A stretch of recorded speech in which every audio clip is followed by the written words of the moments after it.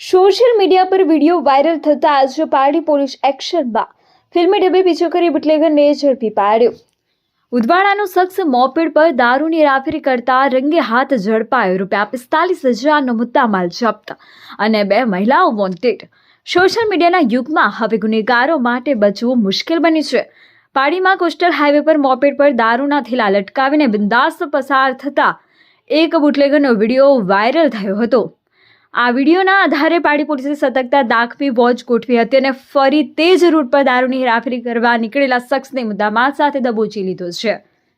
પારડી પોલીસના એએસઆઈ કાનજીભાઈ અને એએસઆઈ ચંદુભાઈ અને તેમની ટીમ પેટ્રોલિંગમાં હતી ત્યારે બાતમી મળી હતી કે વાયરલ વિડીયોમાં દેખાતો મોપેડ નંબર GJ15EN 5609 ફરીથી સાકરીકાંઠા ખાડીમાંથી દારૂનો જથ્થો ભરી કોલક તરફ જવાનું છે।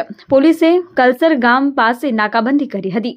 આ દરમિયાન બાતમીવાળું મોપેડ આવતા પોલીસે તેને લાકડીના ઇશારે ઊભું રાખવાનો પ્રયાસ કર્યો હતો, પરંતુ ચાલકે ભાગવાનો પ્રયત્ન કર્યો હતો।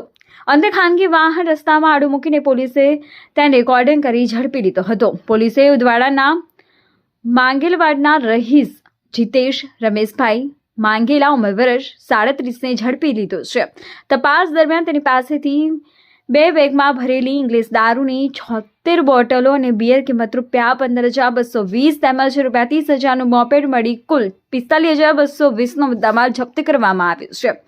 પૂછપરછમાં આરોપીએ કબૂલાત કરી હતી કે ઉદવાડાની સાંગુબેન દિલીપભાઈ માંગેલાએ તેને દમણથી દારૂ લાવવા પૈસા આપ્યા હતા અને આ જથ્થો બિલીમોરાની તન્વી નામની મહિલાને અતુલ રેલવે સ્ટેશન પાસે પહોંચાડવાનો હતો। પોલીસે આ બંને મહિલાઓને વોન્ટેડ જાહેર કરી પ્રોહિબિશન એક્ટ હેઠળ વધુ તપાસ હાથ ધરી છે।